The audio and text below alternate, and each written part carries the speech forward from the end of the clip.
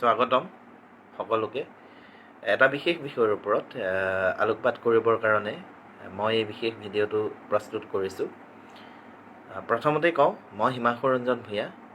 মই বৰ্তমান অসম সমগ্ৰ শিক্ষা অভিযানৰ বিশ্বনাথ জিলাৰ নাগশংকৰ মণ্ডল সমল কেন্দ্ৰৰ সমন্বয়ক বা CRCC হিচাপে কৰ্মৰত হৈ আছোঁ। বৰ্তমান আমাৰ সমগ্ৰ দেশ তথা বিশ্ব মহামাৰী কৰোণাৰ আক্ৰমণত স্তব্ধ হৈ পৰিছে।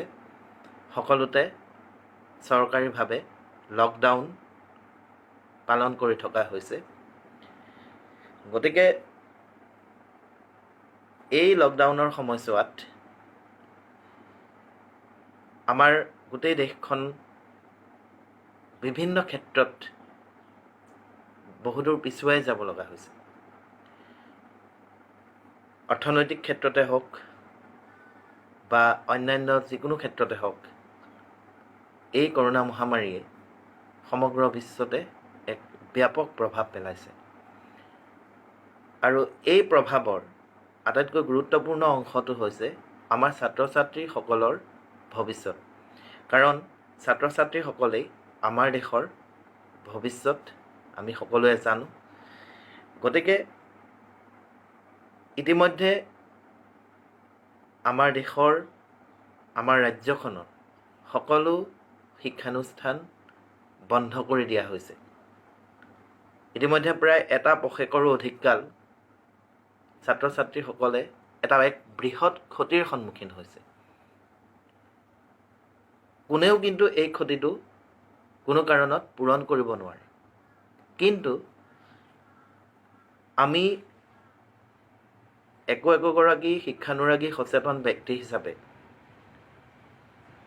তাৰ কিছু অংশ হ'লেও আমি পূৰণ কৰিব পাৰোঁ। আমি ছাত্ৰ ছাত্ৰীসকলক আমাৰ দৈনন্দিন জীৱনৰ পৰা যদি কিছু সময় দিওঁ, ছাত্ৰ ছাত্ৰীসকলৰ উপকাৰ হোৱাকৈ তেওঁলোকৰ যথেষ্ট উপকাৰ সাধন হ'ব। ইতিমধ্যে চৰকাৰে এটা জাননী জাৰি কৰিছে যে প্ৰত্যেকখন বিদ্যালয়ে আমাৰ হোৱাটছএপৰ মাধ্যমেৰে এটা গ্ৰুপ গঠন কৰিব লাগে, যিটো গ্ৰুপত ছাত্ৰ ছাত্ৰীসকলৰ অভিভাৱকসকলৰ সংযুক্ত কৰিব লাগে।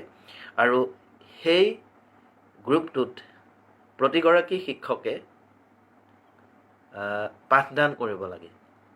ইতিমধ্যে বহু আমাৰ সন্মানীয় শিক্ষাগুৰুৱে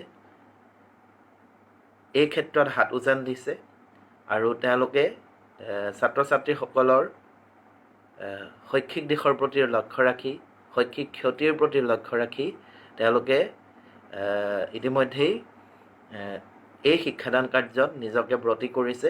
আৰু ঘৰৰ পৰাই ভিডিঅ' কনফাৰেন্সিং যোগে হওক বা ইউটিউব ভিডিঅ' যোগে হওক বা অন্যান্য ধৰণৰে হওক, তেওঁলোকক শৈক্ষিক সমলসমূহ ছাত্ৰ ছাত্ৰীসকলৰ কামত অহাকৈ প্ৰদান কৰি আছে।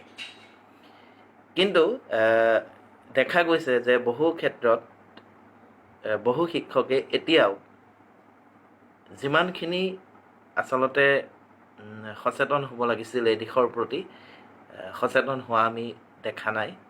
গতিকে মই সকলোকে বিনম্ৰতাৰে অনুৰোধ জনাইছোঁ যে আমাৰ ছাত্ৰ ছাত্ৰীসকলৰ এই বন্ধৰ কালছোৱাত যি ক্ষতি হৈছে, সেই ক্ষতি আমাৰ শিক্ষকসকলে কিছু হ'লেও পূৰণ কৰিব পাৰিব। তেওঁলোকৰ সদিচ্ছা লাগে। আৰু আমি জোৰকৈ একো কৰিব নোৱাৰোঁ। আমি চৰকাৰীভাৱে নিৰ্দেশ দিব পাৰোঁ, কিন্তু আপোনালোকে যদি আপোনালোকৰ স্কুলৰ নিজৰ ছাত্ৰ ছাত্ৰীসকলক আপোনালোকে যদি এই দিশত সহায় নকৰে, তেতিয়াহ'লে কিন্তু ছাত্ৰ ছাত্ৰীসকলে এক সাংঘাতিক ক্ষতি হ'ব তেওঁলোকৰ। গতিকে শ্ৰদ্ধাৰ শিক্ষাগুৰুসকল আৰু আমাৰ অতি শ্ৰদ্ধাৰ শিক্ষানুৰাগী সমাজ সচেতন ব্যক্তিসকল, মই আপোনালোক সকলোলৈকে বিনম্ৰ অনুৰোধ জনাইছোঁ যাতে আপোনালোক আগবাঢ়ি আহক। আপোনালোকৰ হাতত থকা এণ্ড্ৰইড মোবাইলটোৰ জৰিয়তে আপোনালোকে ছাত্ৰ ছাত্ৰীসকলৰ কামত অহাকৈ কিছু সংখ্যক ভিডিঅ' হওক বা আপোনালোকে অন্য একো কৰিব নোৱাৰিলেও আপোনালোকে পাঠভিত্তিক যিবোৰ প্ৰশ্ন আছে সেই প্ৰশ্নবোৰৰ উত্তৰসমূহ লিখি পেলাই সেই লিখাটো ফটো মাৰি পেলাই তেওঁলোকক সেই গ্ৰুপটোত প্ৰভাইড কৰিব পাৰে, ফটোখন দিব পাৰে যাতে তেওঁলোকে সেই উত্তৰটো টুকি ল'ব পাৰে। তেনেধৰণে হ'লেও বহুত সহায় হয়। গতিকে আপোনাৰ হাতত নিশ্চয় আজিকালি প্ৰায় প্ৰতিগৰাকী শিক্ষাগুৰুৰ হাততে একোটা এণ্ড্ৰইড মোবাইল থাকেই, আৰু যিসকলৰ নাই তেওঁলোকৰ হয়তো ঘৰৰ ল'ৰা ছোৱালী বা ভাই ভতিজাসকলৰ এণ্ড্ৰইড মোবাইল আছে। গতিকে ফটো এখন তুলি নোটটো সেই গ্ৰুপটোত বা আপুনি আপোনাৰ সহকৰ্মী এজনলৈ পঠাই দিলেও তেওঁ হয়তো গ্ৰুপটোত দি দিব পাৰে। গতিকে যি ধৰণেই নহওক আপোনালোকে আগবাঢ়ি আহি এই কামটো কৰক যাতে আমাৰ ভৱিষ্যত প্ৰজন্মৰ যি ক্ষতি হৈছে সেই ক্ষতি যাতে আমি কিছু হ'লেও পূৰণ কৰিব পাৰোঁ। ইতিমধ্যে দেখা গৈছে যে আমাৰ কেইবাটাও ৱেব পৰ্টেল আৰু নিউজ চেনেলে ইতিমধ্যে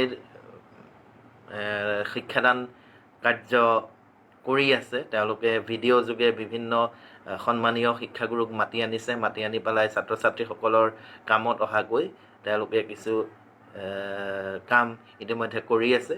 এইটো অতি প্ৰশংসনীয়, কিন্তু সকলো শ্ৰেণীৰ কামত অহাকৈ যে অকল নৱম আৰু দশম শ্ৰেণীৰ ছাত্ৰ ছাত্ৰীসকলক ইতিমধ্যে পাঠদান কেইবাটাও ৱেব পৰ্টেল বা নিউজ চেনেলত দিছে, কিন্তু আমাৰ যিখিনি 5, 6, 7, 8 ল'ৰা ছোৱালী আছে তেওঁলোককো আমি আগবঢ়াই নিব লাগিব। গতিকে আমি শিক্ষানুৰাগী সমাজখনলৈ আৰু আমাৰ সন্মানীয় শিক্ষাগুৰুসকললৈ এটা বিশেষ অনুৰোধ জনাইছোঁ যাতে তেওঁলোকে অকণমান সময় দিনটোৰ তেওঁলোকৰ ছাত্ৰ ছাত্ৰীসকলৰ প্ৰতি দিয়ে আৰু ছাত্ৰ ছাত্ৰীসকলক এই ক্ষেত্ৰত সহায় কৰিবলৈ আগবাঢ়ি আহে। এই আহ্বান মই সকলোৰে প্ৰতি জনাই আজিলৈ বিদায় লৈছোঁ। ধন্যবাদ।